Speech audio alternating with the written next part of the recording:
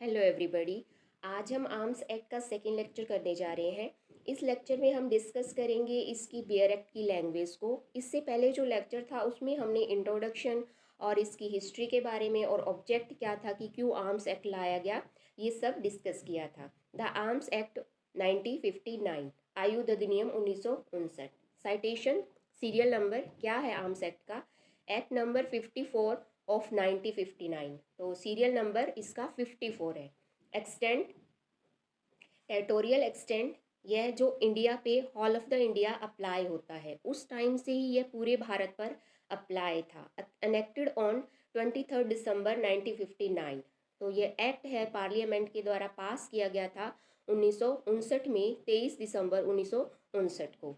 और ये एक्ट है जो एनफोर्स हुआ, कमेंसमेंट की क्या डेट है इसकी? 1 अक्टूबर 1962 में ये एक्ट एनफोर्स हुआ है, लागू हुआ है भारत पर।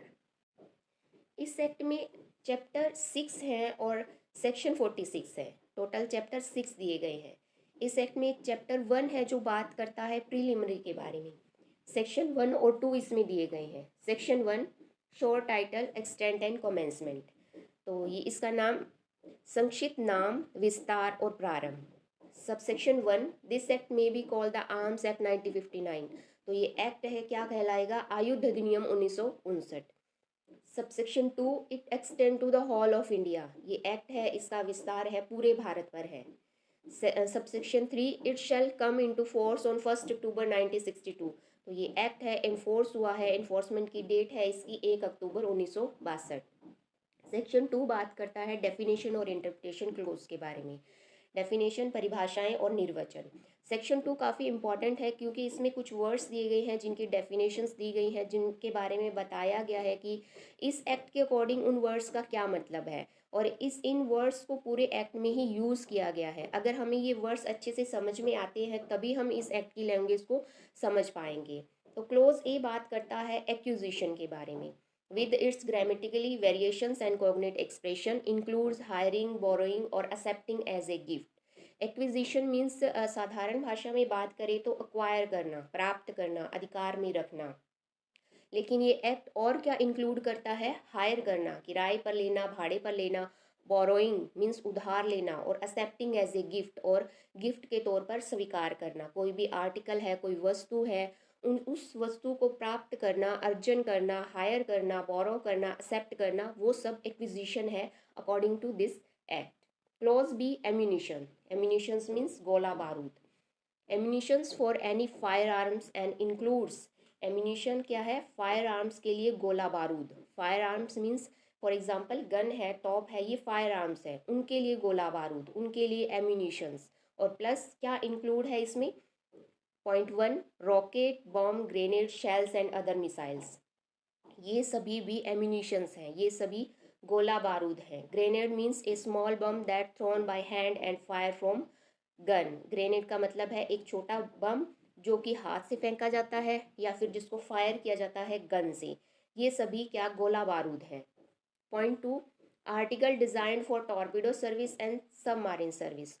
जो भी आर्टिकल हैं, जो भी वस्तुएं हैं, डिज़ाइन की जाती हैं टॉर्पीडो सर्विस के लिए या फिर सबमरीन माइनिंग के लिए। सबमरीन माइनिंग मीन्स समुंदर में सुरंग बिछाने के लिए जो भी वस्तुएं यूज़ की जाती हैं, डिज़ाइन की जाती हैं, वो सभी भी एम्यूनिशंस है, वो सभी भी गोला बारूद है। Torpedo means, torpedo is an under water ranged weapon launched above or below the water surface, self propelled towards a target. तो स्वचालित होने वाला एक वेपन है अपने टारगेट की तरफ, और लॉन्च किया जाता है पानी के ऊपर और पानी के नीचे।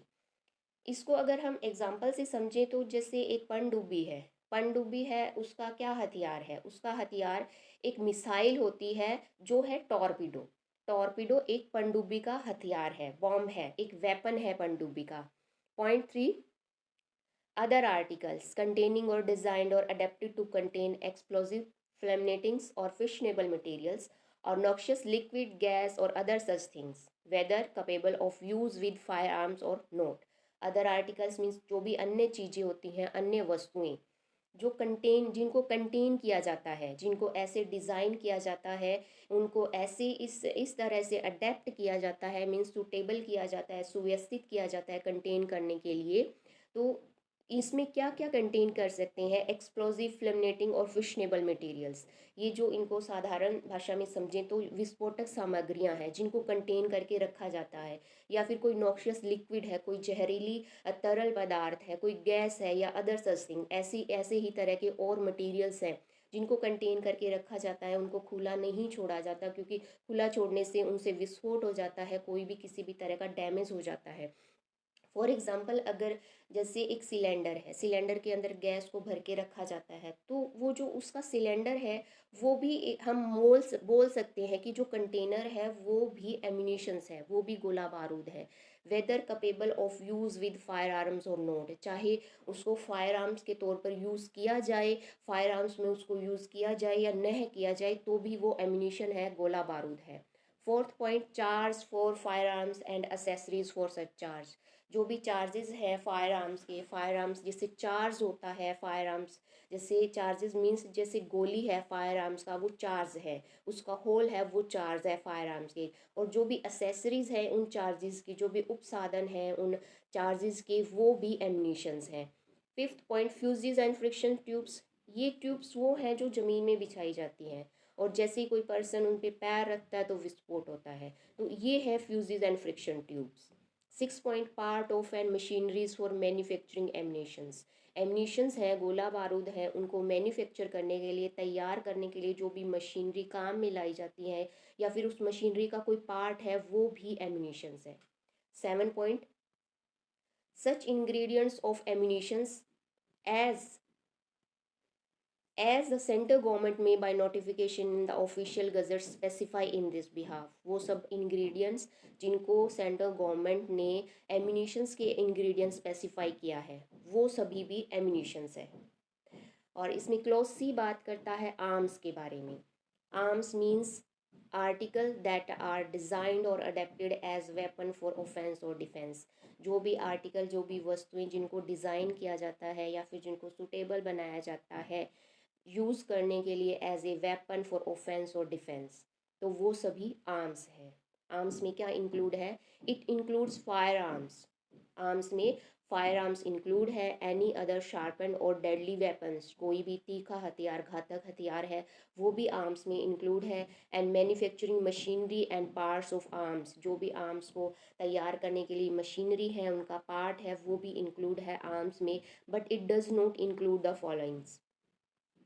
आर्टिकल डिज़ाइन सॉली फॉर डोमेस्टिक और एग्रीकल्चर पर्पस। जो भी आर्टिकल, वस्तुएं जो डिज़ाइन की जाती हैं डोमेस्टिक, घरेलू पर्पज के लिए या फिर कृषि पर्पज़ के लिए, वो आर्म्स नहीं है। लाइक लाठी और वॉकिंग स्टिक्स, ये आर्म्स में इंक्लूड नहीं है।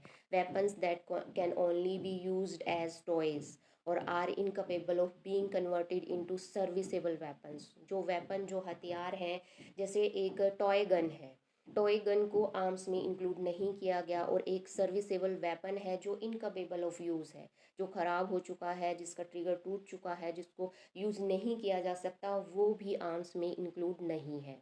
डी क्लोज बात करता है डिस्ट्रिक्ट मैजिस्ट्रेट के बारे में। District magistrate means the commissioner of police and includes any such deputy commissioner of police exercising jurisdiction over the whole or any part of such area as specified by the state government. तो commissioner of police plus deputy commissioner of police according to arms act DM है, उनको district magistrate बोला गया है, और जिनको specify किया गया है स्टेट गवर्नमेंट के द्वारा। तो ये था आज का लेक्चर जिसमें हमने सेक्शन 1 और सेक्शन 2 को देखा।